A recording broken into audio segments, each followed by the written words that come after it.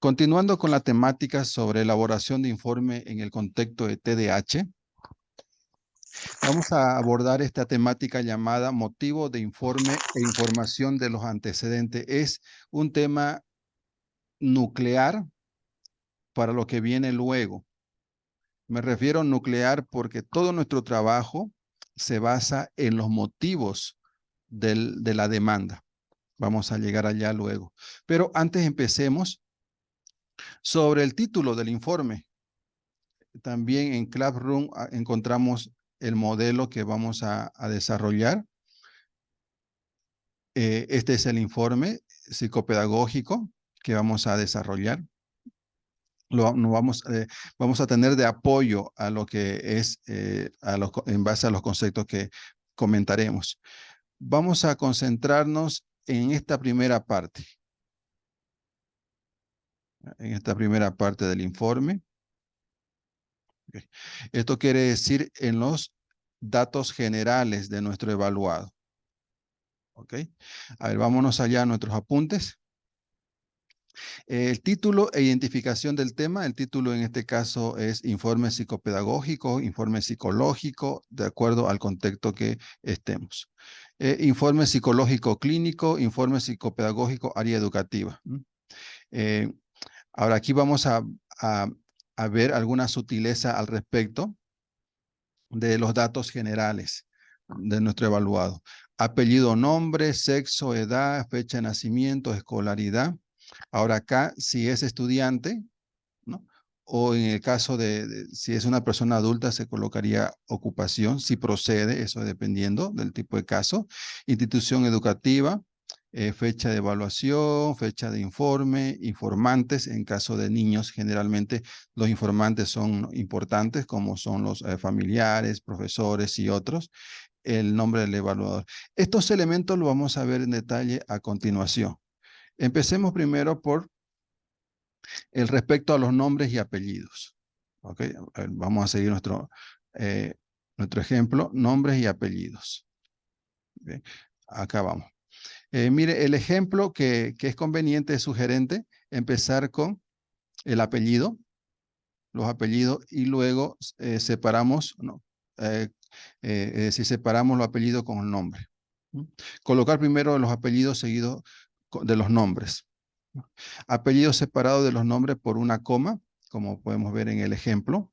Apellidos en mayúscula y nombre con primera letra en mayúscula. Debe redactarse tal como aparece en su carnet de identidad. Sí, a veces no hay apellidos que con algunos, por ejemplo, mi persona, el segundo apellido es Barbosa. Algunos en mi carnet de identidad está con Z, ¿no? Pero otros los escriben con S. A veces eso puede un poquito variar, ¿no? Por eso la recomendación tal cual se encuentra en el carnet de identidad para que no haya ninguna dificultad, ¿no? De cambio a veces, ¿no? Implica cambio de apellido o por la letra, si es Z, si es S, si era W, etcétera. Entonces, esa es la primera consideración, separar los apellidos del nombre, los apellidos en mayúscula y las iniciales de los nombres en mayúscula. Es sugerente, ¿no? Es sugerente. Respecto al sexo, redactar masculino o femenino, ¿no? Como vemos acá, sexo femenino o masculino. Incorrecto redactar hombre o mujer. A veces sucede que en pruebas psicológicas, ¿no? Encontramos esa discriminación si nuestro evaluado es hombre o mujer. Pero esto sucede en pruebas psicológicas. Como estamos en un contexto de informe psicológico, es conveniente o sugerente utilizar esta categoría, masculino o femenino. También evitar abreviaturas. Esto, en las abreviaturas, como hombre y mujer, solo encontramos en pruebas psicológicas. Así que allá puede ser válido, ¿no? Estos títulos. Sin embargo, en un informe es conveniente colocar, ¿no?, lo que nos sugiere, masculino o femenino. Luego, redactar la edad. En niños, fijémonos, colegas, en niños suele, ¿no?, tomarse en cuenta a veces este dato, colocarlo en nombre y en meses.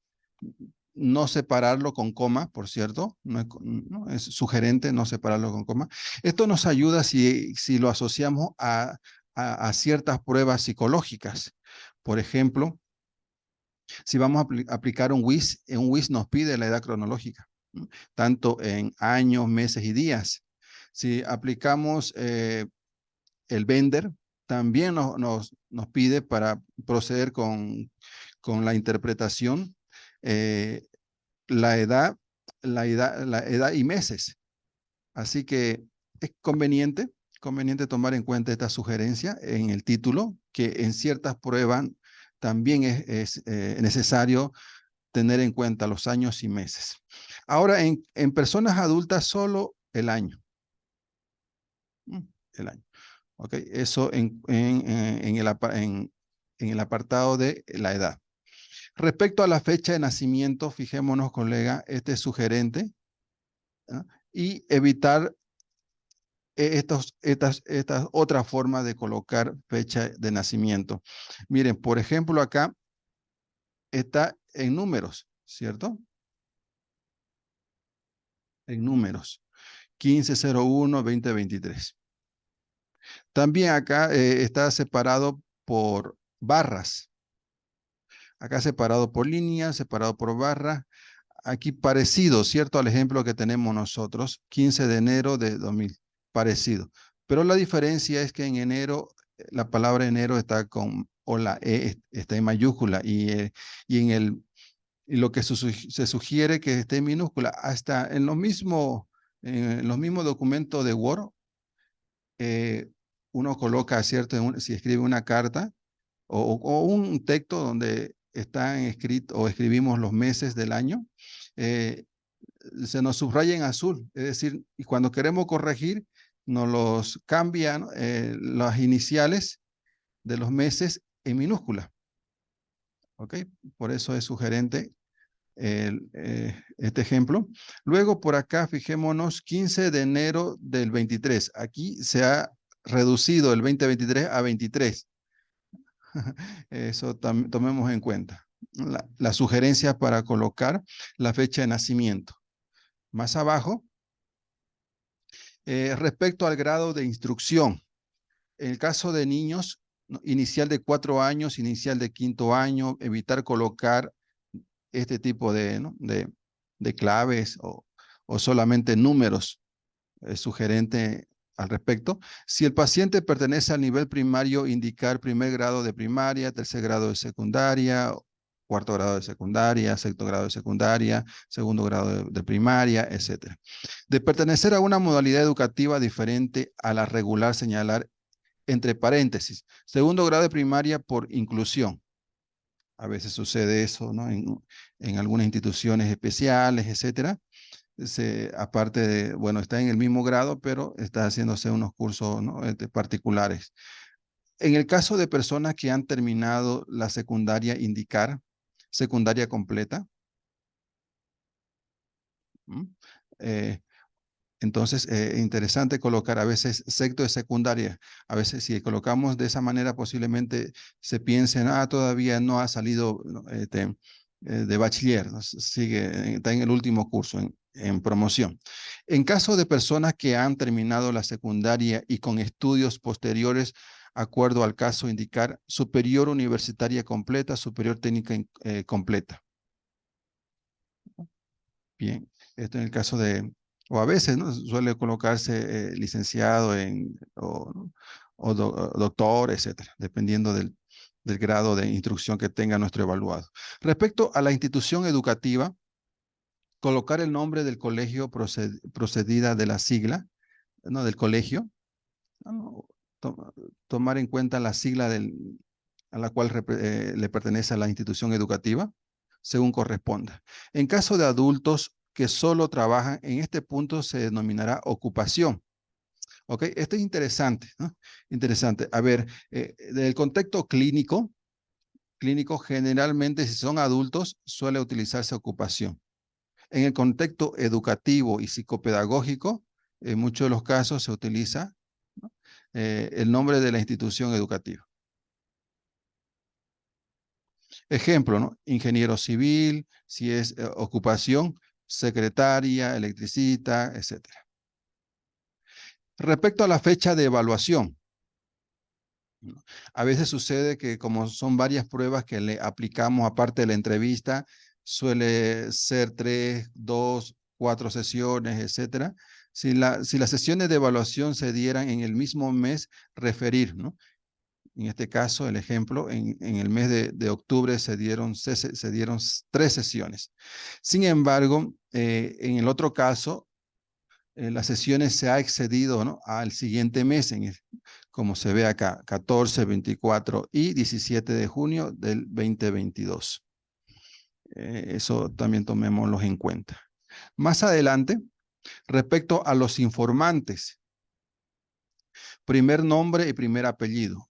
Entre paréntesis, el parentesco. Por ejemplo, Luis Castañeda es madre, Mario Salas y Verónica López son ambos padres, es decir, ambos fueron los informantes.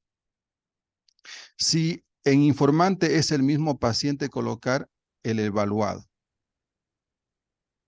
Tengo una consulta. Sí, dicen, la Ahí escuchamos. en el nombre no va primero el apellido. El apellido, El, el acá. Castañeda Lupe, sí, o es solamente para el evaluado.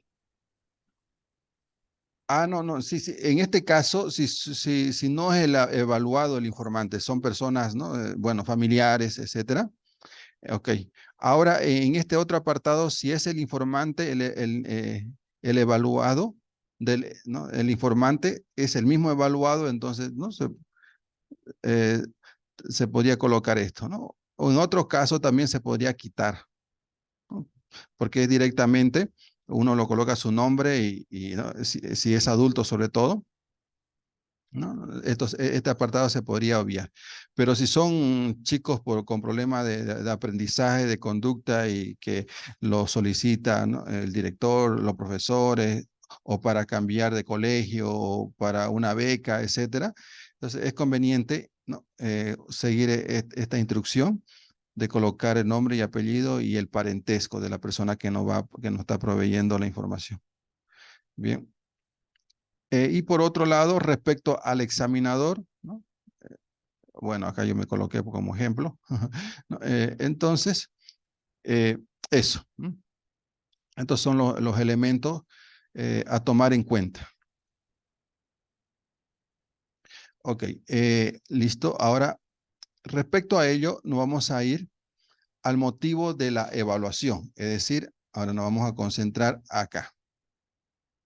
¿Mm?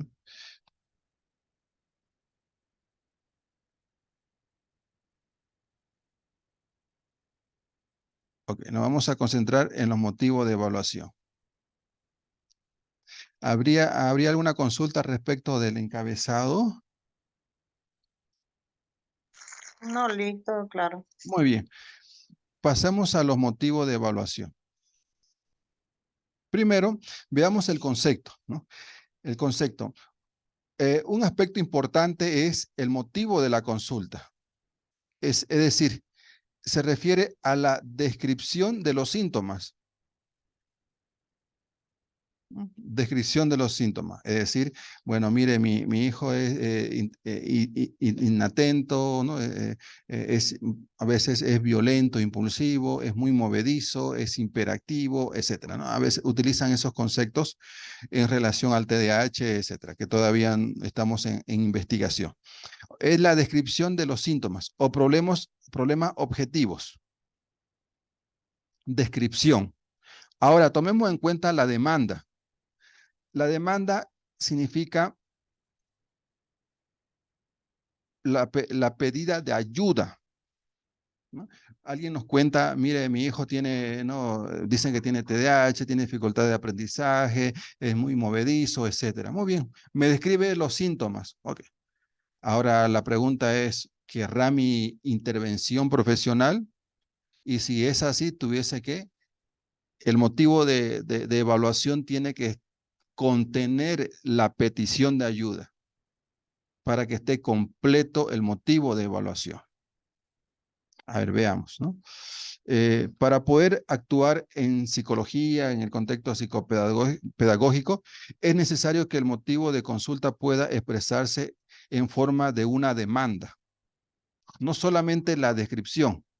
No, no es suficiente describir el problema. Necesitamos que alguien, que el que describa la situación problemática, pues pida ayuda, pida nuestra intervención. Por eso es conveniente que un motivo de consulta, un motivo de consulta tenga la característica de demanda. Y demanda significa pedir ayuda.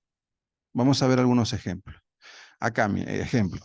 Mi hijo tiene dificultades para concentrarse en la escuela y en casa. Parece estar constantemente inquieto, distraído y tiene problemas para completar sus tareas escolares. Además, su comportamiento a menudo es impulsivo. Ojo, aquí está describiendo, ¿cierto? Dice acá, tiene dificultades para concentrarse. Es inquieto, distraído, deja incompletas sus tareas, procrastina sus tareas, es impulsivo y está afectando el rendimiento académico y su relación con sus compañeros. ¿Oye? Ok. ¿Qué está haciendo esta señora? Está expresando el motivo de consulta. Está describiendo el problema. Describiendo. Estoy preocupada, ¿no?, por su desarrollo y bienestar. Estoy buscando ayuda para entender y abordar estos problemas. Ah, muy bien. Este apartado, ¿qué se llama? Se llama demanda. Entonces, un motivo de evaluación tiene que estar traducido como una demanda, una pedida de ayuda. ¿Mm? Eso tomemos en cuenta en el motivo de consulta. El motivo de consulta no es el problema, ojo, ¿no? Es decir, el motivo de consulta no es el problema, porque simplemente nos describe, nos describe el síntoma, la problemática que, como vemos acá, dificultades para concentrarse, inquieto, distraído, le está dificultando en la entrega de los trabajos, es impulsivo, ha bajado su rendimiento, tiene problemas con los compañeros. Está describiendo. Por esa razón, el motivo de consulta no es el problema. Es una comunicación inicial de denotar inquietud y alarma. ¿Eso qué quiere decir? Que el motivo de consulta puede tener estas características, y es bueno tomarlo en cuenta. El motivo de consulta manifiesta, es decir, el motivo directo. Es directo en manifestar el problema. Pero también hay un motivo de consulta latente que es indirecto. Indirecto. Vamos a ver la diferencia. Bueno, con ejemplos. En el motivo de consulta directa, el paciente expresa verbalmente y que lo lleva a buscar ayuda profesional. Es directo. Mire, tengo problema con mi hijo, es inatento, está faltando a la clase, y etcétera, ¿no? Directo. Bueno. Sin embargo, los motivos de consulta latente son los motivos ocultos o subyacentes que una persona puede tener para buscar ayuda psicológica. Subyacente, es decir, no es clara, a veces una problemática no es un pedacito del problema principal, etcétera. Veamos algunos ejemplos. Ejemplo de motivo de consulta manifiesta, es decir, directo. Doctor, estoy preocupado porque mi hijo no pudo quedarse quieto en su clase o en la clase. Su maestra dice que siempre se levanta de su silla, molesta a sus compañeros y no puede concentrarse en las tareas. ¿Podría tener TDAH? ¿No? Directo.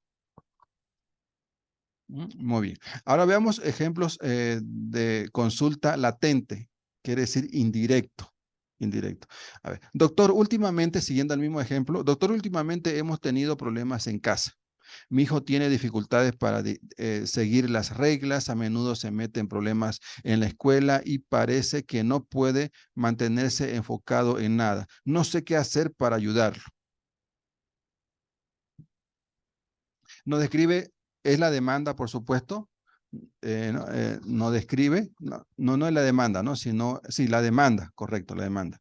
Decíamos nosotros o motivo de consulta, ¿no? Motivo de consulta que se refiere a la descripción del problema. En la demanda es la petición de ayuda. Entonces, acá hay una descripción del problema, pero es ambigua, no es directa. Hay que un poquito aclarar el motivo de consulta.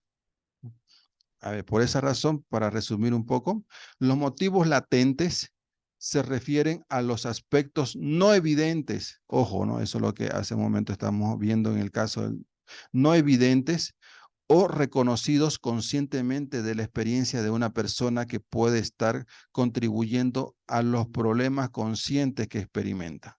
No es evidente a simple vista el problema principal. A ver, vamos a ver otros ejemplos por acá.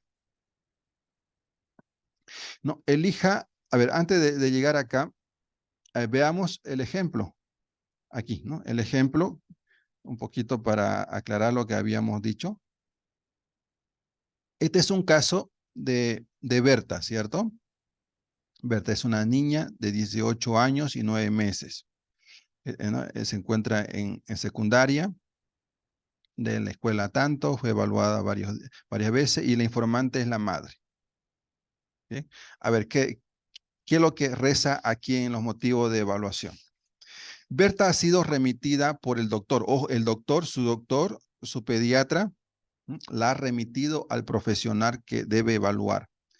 Pediatra y médico de cabecera de Berta.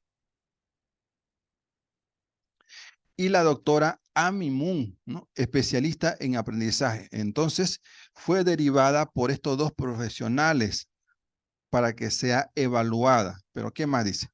Para una evaluación de sus aptitudes cognitivas y su desarrollo emocional, ¿no? Esto por parte de la doctora Amy, ¿no? Es decir, ¿no? Imagínense que le dice a usted, le dice, mire, ¿no? Yo soy la doctora Amy, la estoy derivando a Berta, una niña de 18 años, y quisiera, ¿no? Que me lo evalúe sus actitudes cognitivas y su desarrollo emocional. Muy bien, eso es por una parte. Por otra parte, el doctor, su pediatra de cabecera,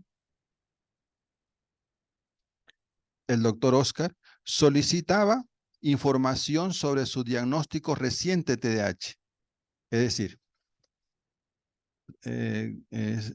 psicóloga, psicopedagoga, necesito que me confirme el TDAH que yo le diagnostiqué. Hice unos estudios de acuerdo a mi profesión y me salió TDAH. Quisiera que usted me confirme si eso es así. Allá está la petición, ¿cierto? Entonces, Berta también, ¿no? También Berta se suma, ¿no? A que es necesario la intervención del profesional, dice Berta.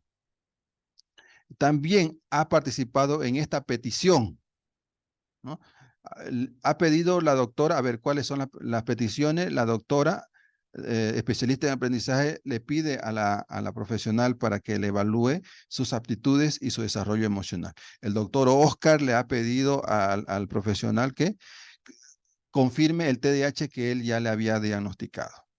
Y Berta se suma a esta petición de evaluación y le gustaría saber si es capaz de seguir con éxito estudios universitarios, porque esta muchacha está por salir, ¿cierto?, de secundaria. Entonces ella le está diciendo, también yo quisiera saber si estoy apta para hacer cursos superiores. Está preocupada Berta por su historia de dificultades escolares y su incapacidad para completar algunas actividades en la enseñanza secundaria, dado que había abandonado algunas asignaturas antes de finalizar el semestre. Se le pidió que siguiera cursos de verano para recuperar los créditos perdidos y poder graduarse en su momento, ¿no? Es decir, que tuvo apoyo escolar, ¿no? Extracurricular con el fin de no perder el año y graduarse con sus compañeros. Entonces, fijémonos el motivo de consulta, ¿no? ¿Quiénes son los que piden, ¿no? Piden el doctor Oscar, la doctora Amy y la propia evaluada. Entonces, el motivo de evaluación tiene que estar traducido a través de una demanda. ¿Y qué es una demanda? Es una petición de ayuda. Bien, entonces estamos, ¿cierto? Estamos claros en este aspecto. A ver, sigamos. Acá vamos a hacer algunos ejercicios. Acá hay todo para trabajarlo, pero lo vamos a hacer juntos, ¿no? Elija de los siguientes ejemplos sobre motivo de consulta latente, es decir, no es directa, ¿no? Aquí sí es directa, ¿cierto? En el ejemplo que hace un momento, son directos, ¿no? La doctora de aprendizaje dice evaluación, aptitudes cognitivas y desarrollo emocional. El doctor que me confirme el TDAH. Y Berta, sí, quisiera saber si soy apta para hacer estudios superiores porque me tocaría la universidad y he tenido dificultades en el rendimiento académico y tuve apoyo extracurricular, ¿no? Directo, no hay. Sin embargo, estos otros casos, como vamos a ver, son indirectos, directos. A ver, veámoslos, ¿no? A ver, en relación al TDAH, uno de los síntomas en un TDAH son los problemas académicos. Veamos, ¿no? Un niño con TDAH puede presentar dificultades para concentrarse en la escuela, lo que puede llevar a un bajo rendimiento académico o a problemas en la realización de tareas. Ojo, ¿no? Hasta aquí. Esto lo sabemos perfectamente, son síntomas en relación a problemas académicos. Ahora, imaginémonos la decisión de ciertos padres que puedan tomar en base a esta descripción. A ver, veamos. Los padres o maestros pueden buscar ayuda para, para abordar estas dificultades académicas sin darse cuenta de que está relacionado con el TDAH. Es decir, ¿qué tipo de ayuda podían acudir en tomar los padres o maestros?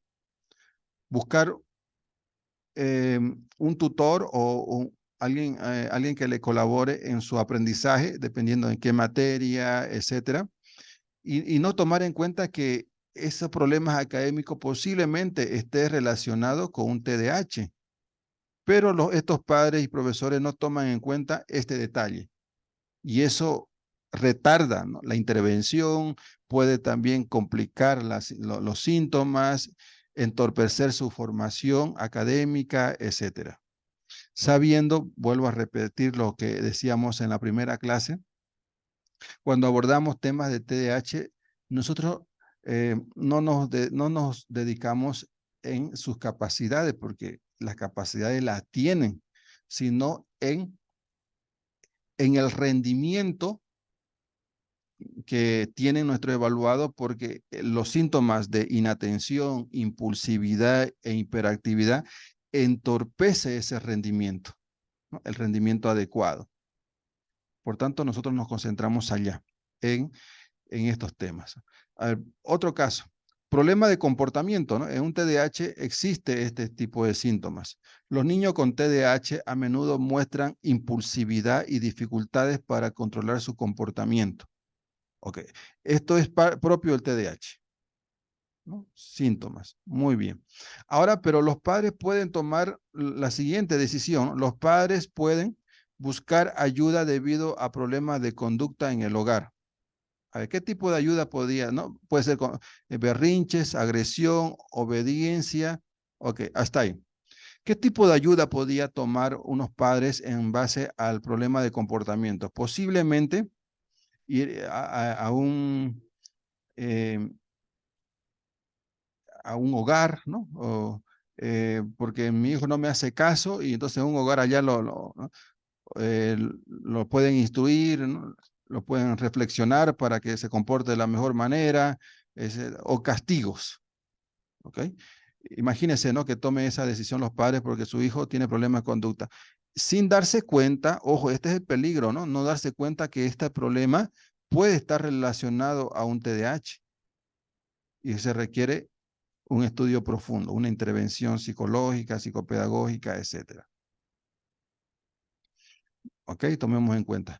Otro síntoma del TDAH es dificultades en las relaciones sociales. Ok. A ver, los niños con TDAH pueden tener dificultades para mantener amistades o relaciones sociales satisfactorias debido a su impulsividad, etcétera. ¿Ok? Todo esto es síntomas del TDAH. Ahora, ¿cuál es el riesgo? Que los padres pueden consultar con un profesional para abordar problemas interpersonales. Ok, es decir, pues, licenciado, mire, o licenciada, mi hijo tiene dificultades interpersonales, dificultades en resolución de problemas, etcétera. Una terapia, una estimulación, etcétera. Ok, por allá van. Pero no se dan cuenta que este tipo de síntomas puede estar relacionado con un TDAH. Por eso es tan importante la buena orientación a los padres. ¿Ok? A ver, otro tipo de síntomas del TDAH es ansiedad o baja autoestima. A veces porque le están reprochando constantemente, ¿no? Los profesores, los padres, y eso le lastima su autoimagen en chicos con TDAH. Entonces, el TDAH puede llevar a la ansiedad y a una baja autoestima en los niños, especialmente si experimentan dificultades en la escuela o problemas en las relaciones con sus compañeros. Ok, hasta aquí todo va bien, ¿cierto? Son síntomas del TDAH. Ahora, ¿cuál es el riesgo? Que los padres, ¿no? Los padres puedan buscar ayuda para tratar la ansiedad o mejorar la autoestima de su hijo. Que haga terapia, etcétera. Muy bien, pero no se están dando cuenta que este síntoma puede estar relacionado con TDAH. A veces la desinformación, etcétera, ¿no? Desorienta a los padres a no tomar en cuenta este aspecto. Otro síntoma del TDAH es problemas organizativos y de rutina. Son desordenados, ¿cierto? Ok, entonces los niños con TDAH a menudo tienen dificultades para establecer y mantener rutina, lo que puede llevar a problemas en la vida diaria como falta de organización o dificultades para completar tareas simples. Por acá ok, sabemos que todo esto es síntomas del TDAH. Muy bien. Ahora, ¿cuál es el riesgo? Que los padres puedan buscar ayuda para establecer estructura y rutina en la vida de su hijo. Es decir, que haga terapia conductual, ¿no? Allí le van a enseñar disciplina, orden, el cumplimiento de horarios, terapia conductual, solo conductual, ¿no? Entonces, los padres no están tomando en cuenta que estos síntomas puede estar relacionado a un TDAH, porque corresponde la sintomatología al trastorno. ¿Ok? ¿Qué opina Licen? ¿Qué le parece? Esto es importante tomarlo en cuenta, ¿no? Porque los padres a veces pueden tomar caminos diferentes y no tocar el tema que puede ser el nuclear, ¿no? Al problema de su hijo o estudiante en el caso de profesores. ¿Qué- ¿Cómo lo ve usted, Licen? Sí. Eso suele pasar, ¿no? Porque el TDAH se camufla con muchas cosas. Los padres dicen niños maleducados, malcriados, los mismos profesores. He tenido la oportunidad de un caso conocer, por ejemplo, de un profesor que al niño lo tildaba de maleducado, que llamaba al profesor desordenado, sin entender que todos los síntomas que tenía una característica del TDAH. Ve, y es un desconocimiento que se tiene, ¿no? Hace falta la psicoeducación para todo, ¿no? En la familia, los profesores. Así es, Licen. Si Perfecto. bien, ujú, Muy bien, muchísimas gracias. Es así. Ok, a ver, sigamos un poquito. Todavía seguimos, ¿cierto? En lo motivo de evaluación. Acá. Mira, acá característica de la expresión de la demanda en psicología, es decir, a tomar en cuenta qué características comprende, ¿no? Un motivo de consulta. ¿Ok? Son 5. A ver, vamos allá. Uno, que sea un problema. Y un problema, por supuesto, está relacionado a que mi estudiante, mi hijo, mi evaluado no está funcionando de la manera esperable en contextos diversos. En la escuela, dificultad en la comprensión, en el quedarse quieto, problema de impulsividad, ¿no?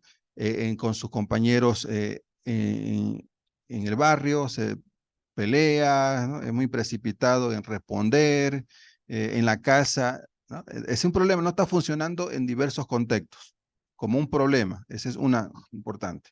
Importante. Acá en el ejemplo, acordémonos, Berta, ¿qué dice? Quiero saber si soy apta para los estudios superiores. He tenido dificultades en algunas materias y a su vez apoyo extracurricular. Allá está el problema. Y también, ¿no? En antecedentes podemos ver otros elementos en relación a ello. Por ejemplo, en este párrafo habla de no solamente problemas escolares, sino también laborales. ¿Ok? Bueno, la idea es esa. Sigamos. Como un problema personal con uno mismo y con los demás. Por supuesto, ¿no? En los problemas laborales implica que mi intervención en el área laboral va a afectar la productividad, el trabajo en equipo, etcétera. Y si me va mal en lo exterior, pues yo me voy a sentir, ¿no? No bien. Por eso es importante tomar en cuenta. Lo otro, un problema concreto, real.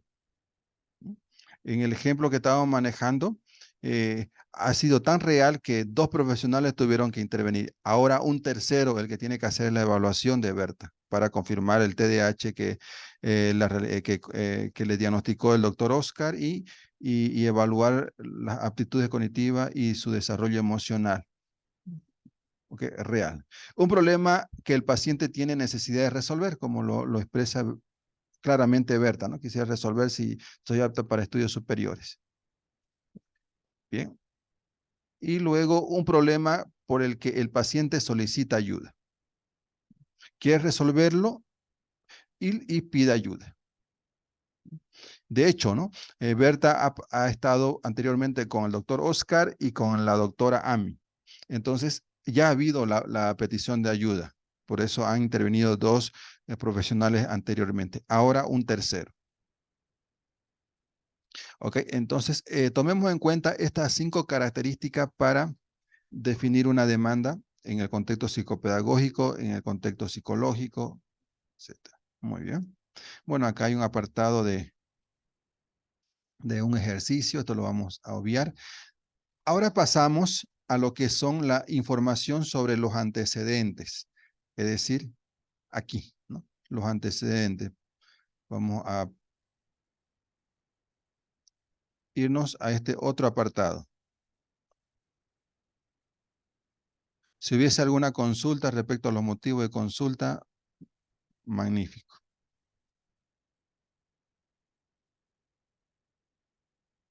Bien. Antecedentes. Vámonos allá. La pregunta es importante. ¿Para qué nos sirve? ¿Cuál es la importancia de los antecedentes? Una de las importancias es que identificamos la evolución del problema. Desde cuándo, cómo se ha presentado, cómo se ha manejado, quiénes intervinieron. Hubieron también profesionales anteriormente que han intervenido, hasta dónde fue la mejora, etcétera. Explica la evolución del problema. Hace 3 años, hace reciente, se separaron los padres, cambiaron al profesor, etcétera. Bien. Y por otro lado, los antecedentes pueden ayudar a la interpretación de los tests. Ojo, es que esto sí es importante, ¿no? Todo es importante por acá. Yo voy a interpretar los tests a partir de los antecedentes. Yo obtengo puntuaciones de los tests y lo que tengo que hacer es respaldarme a partir del contexto, de la historia, de los antecedentes de mi evaluado. Los antecedentes, por tanto, nos ayuda a explicar los resultados de las pruebas. No al revés, ¿no? No al revés, no que los resultados de la prueba me va a explicar los antecedentes, sino los antecedentes me van a explicar, ¿no? Lo voy a utilizar para explicar por qué sacó un cociente intelectual de 86. Porque ahí hubo poca participación en la estimulación, no se hizo un seguimiento personalizado, no hubo tutoría, ¿no? Apoyo escolar extracurricular, etcétera. Y es por eso que tiene, ¿no? Un CI limítrofe con problemas de aprendizaje y otros. Por tanto, tomemos en cuenta la importancia de los antecedentes.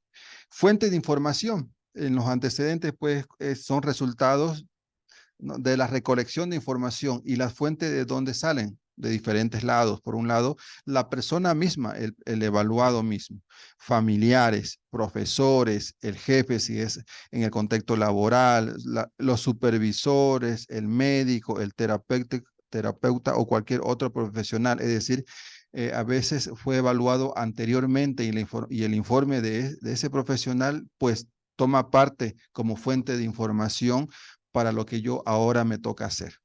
¿Mm?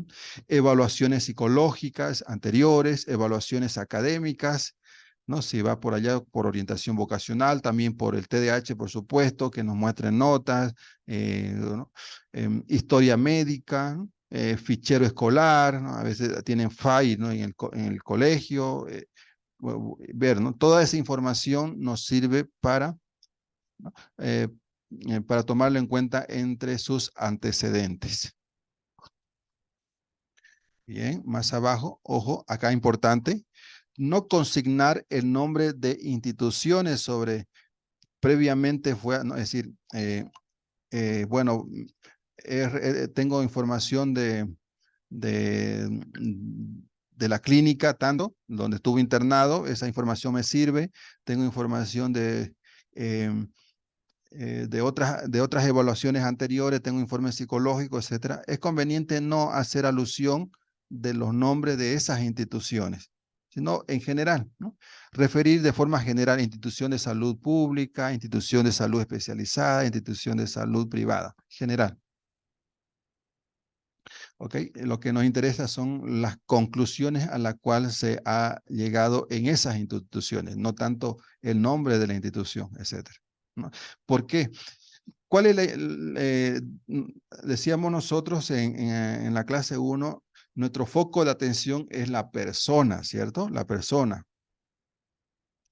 Ese es nuestro enfoque, la persona humana.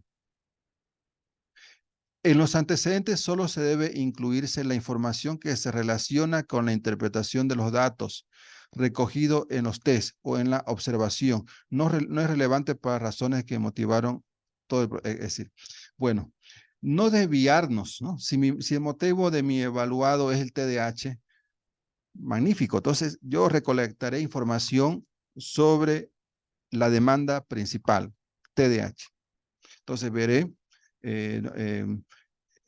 sobre las conductas de inatención en la escuela, ¿no? Si no solamente en la escuela se da eso, si en el colegio, en la casa, en otros ambientes, la impulsividad, ¿no? A qué nivel se da, con quiénes, en particular en qué contexto, en recreo, en el aula, en la casa se mantiene esa conducta, hiperactividad, ¿no?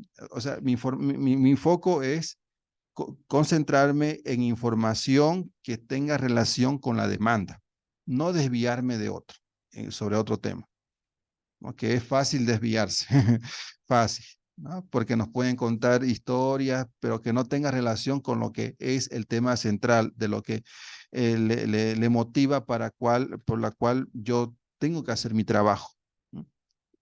Investigar sobre la sintomatología del TDAH en los contextos, ¿no?, en la cual se desenvuelve nuestro evaluado. ¿Okay? No desviarnos, por tanto, en ese aspecto. Bueno, estructura de una entrevista. Bueno, acá, como nuestra temática no es entrevista, es bueno, acá es complejo esto, ¿cierto? Hay colegas que buscan entrevistas estructuradas para recolectar información. En cambio, otros prefieren preguntas o una entrevista con preguntas abiertas, ¿no? Magnífico. Aquí no hay receta para aplicarlo a todos los colegas. No.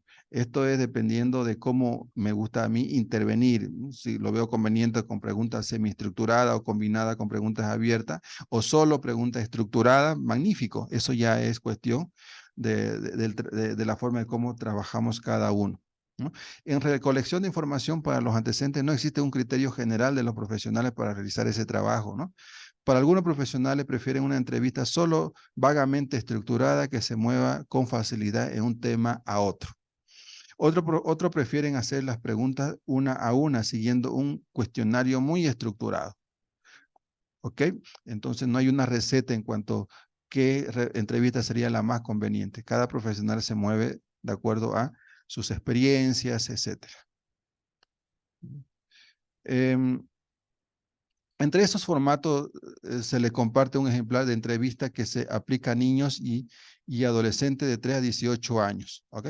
A ver, tengo acá uno. A ver, permítame, le muestro. Um,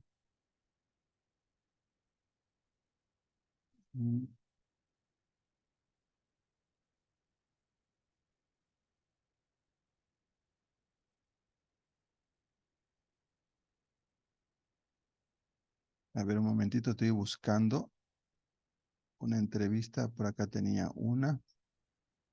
Modelo.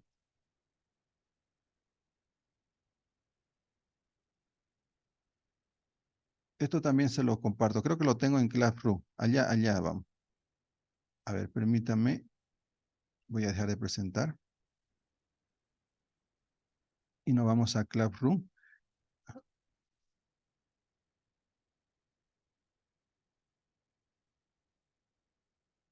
Ok, estamos en Classroom, nos vamos al final. Por cierto, ya está habilitado el modelo de informe, el que hace un momento ¿no? Le mostré. Aquí está la entrevista.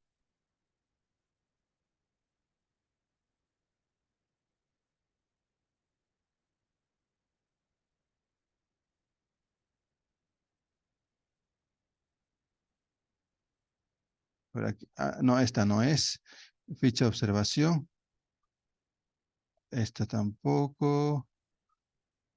Como informe. Esta no. No, esto no está acá. Hay una entrevista que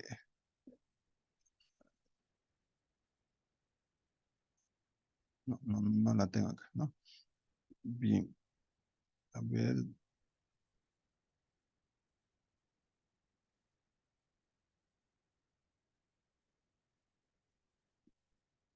Luego la buscamos y le muestro. Bueno, ¿no? Eso es un ejemplo de una entrevista que para un caso de TDAH, que por supuesto, ¿no? Le comentaba que no es una camisa de fuerza que de esa manera hay que intervenir o a través de ese tipo de modelo de entrevista, sino eh, es particular, ¿no? De acuerdo a las experiencias, con cuál instrumento me siento yo más cómodo, etcétera.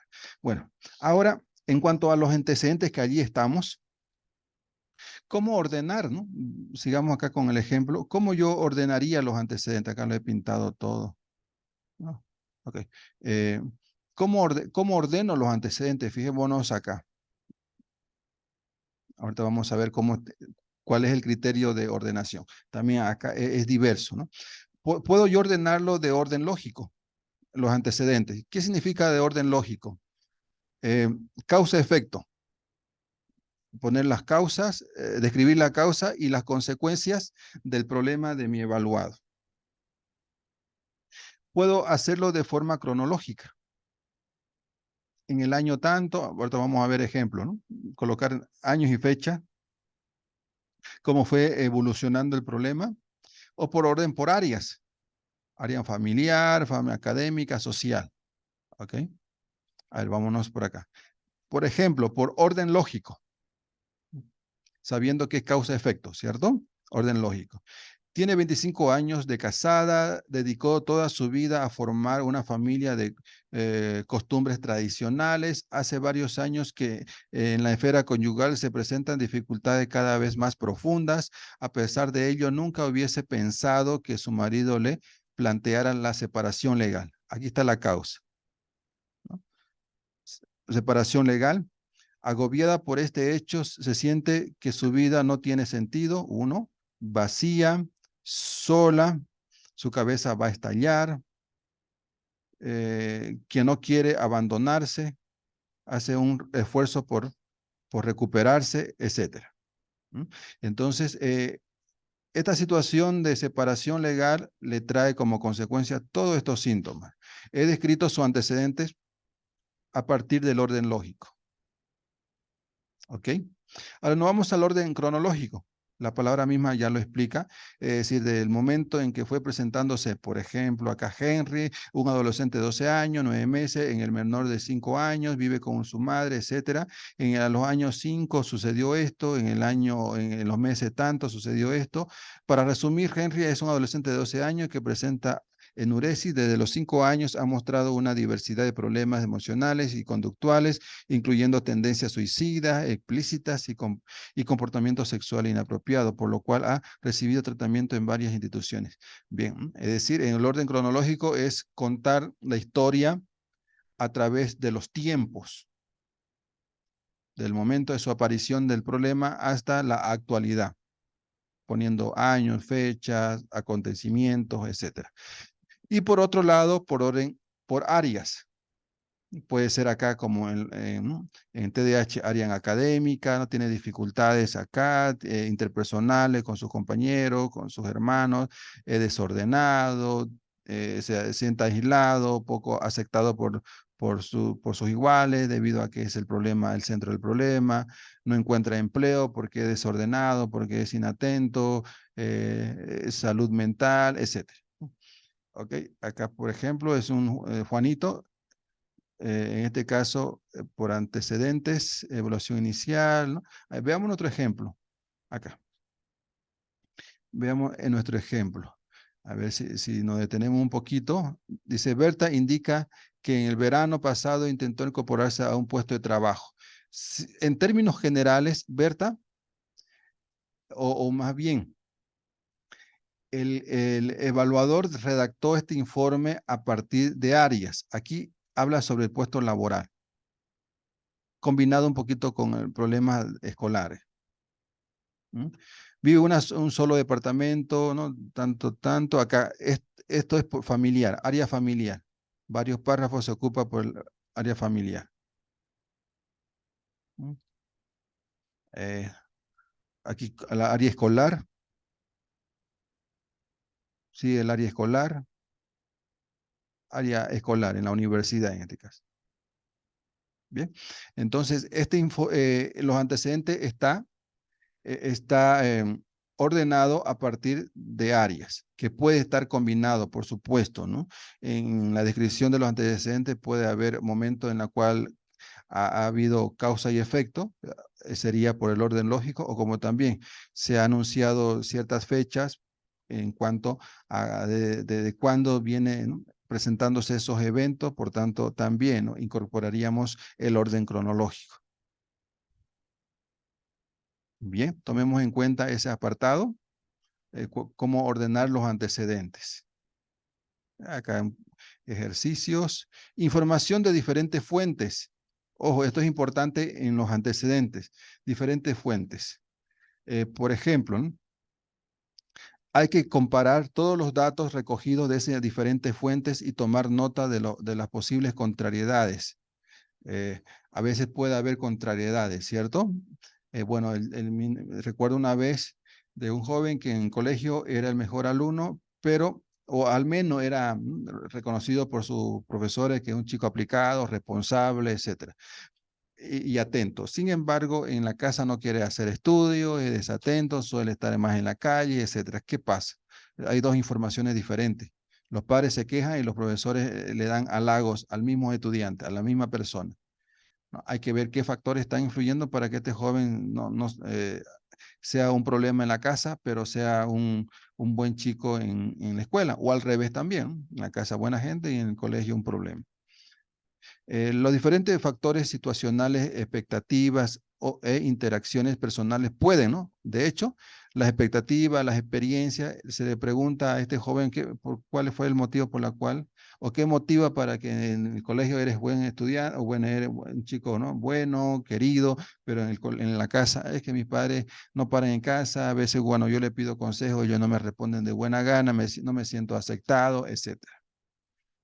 Hay que tener en cuenta que cuando hay variedad de opiniones no se puede concluir, ¿no?, en una visión ¿no?, correctas y las otras erróneas. Acá hay un sesgo cognitivo, de que a veces el que más habla, el que da más información, ¿no?, es el que a veces quedarse con esa información y no contrastar con otras. A veces también no hay información y no se puede concluir, ¿no? Eso lo vamos a ver luego. Concluir con un diagnóstico porque la información no fue suficiente, y lo más recomendable es en recomendaciones colocar allí, ¿no? Se aconseja profundizar más, ¿no?, o hacer una revaloración aquí pasando 6 meses sobre el aspecto en particular de impulsividad, porque no se obtuvo suficiente información para eh, este, terminar, ¿no?, eh, definiendo de que hay presencia de impulsividad en el evaluado. ¿Okay? Entonces, queda inconcluso ese aspecto. Pero no evitar llegar a conclusiones con información insuficientes. Unas percepciones son diferentes porque una determinada conducta solo se presenta en ciertas circunstancias, lo que hablábamos hace un momento, ¿no? Ahora acá subrayo lo siguiente, ¿no? Los evaluadores tienden a dar más peso a los informantes adultos, ¿no? Llega mi evaluado, el informante mamá o papá, y el niño problema está a su lado, o el niño que tiene TDAH, ¿ok? Y como los padres hablan más, entonces el evaluado suele creerle más a los padres, a los informantes mayores, que al propio niño. Ahora, aquí hay que discriminar algo interesante, ¿no? Los padres dan información a partir o en base a lo que ven. ¿Y qué es lo que ven? Conductas. La información de los padres está en relación a lo que ven de sus hijos. Conducta, se mueve, no hace la tarea, es caprichoso, tira las cosas, nos golpea, se enterca, quiere estar más en la calle. Son conductas. Pero si le preguntamos al niño cómo, ¿no?, ¿qué información nos van a entregar los niños? Me siento mal, mi papá no me escucha, no me entiende, me pega, me amenaza. Los niños hablan a través de emociones. Emociones. Entonces, tomemos en cuenta cuál es el contexto de la información que recibimos, dependiendo del tipo de informante. Si son los padres, son conductas. Si son niños, emociones. No es sorprendente, dado que los adultos informan más frecuentemente de problemas de conducta, lo que acabamos de decir, ¿no?, de conductas, que es lo que hacen los niños mismos. Los niños, en cambio, son más dados a informar problemas emocionales que lo que dicen los padres o profesores. Por su edad afecta la confianza, que, ¿no?, de hecho los niños no hablan con fluidez, utilizando términos abstractos porque están en desarrollo, por supuesto, pero los niños informan sobre problemas emocionales y los padres informan sobre problemas conductuales. Bien, tomemos en cuenta ese detalle, es muy importante. Ahora, ¿qué sucede con los jóvenes? Los adolescentes pueden informar mejor que sus padres sobre determinados temas. Mejor. ¿Eso qué quiere decir? ¿No? Que los jóvenes, por estar, ¿no?, con más conocimiento, más experiencia, con criterios, ellos pueden dar información también. No quiere decir que hay que creerle todo lo que digan, pero sí pueden ellos proveernos mayor información sobre sus situaciones. Ahora, si esto lo contextualizamos en una unidad educativa, los adolescentes pues no tienen, como los chicos de primaria, un solo profesor durante todo un año, ¿cierto? Ahora ellos tienen diferentes profesores de acuerdo a cada materia. Por tanto, tomemos en cuenta que un adolescente puede cambiar su comportamiento de acuerdo al tipo de profesor y materia, ¿no? Pueden llevarse bien con lenguaje, pero mal con el profesor de física, o bien con el profesor de matemática y mal con el profesor de educación física, y así sucesivamente. Los adolescentes informan mejor sobre temas como bienestar emocional, sus intereses, sus miedos, sus sentimientos acerca de la actividad en el colegio, etcétera, ¿no? En esos aspectos ellos informan, son perfectamente, ¿no?, los informantes claves. Identificación de la fuente de información. ¿Okay? Acá algunas sugerencias simplemente. Por ejemplo, acá la señora Pérez señaló que su hijo es demasiado desatento a las instrucciones. Es decir, si yo quiero poner recortes clínicos en los antecedentes, es conveniente, ¿no? Son estructuras. Si queremos, más acá hay.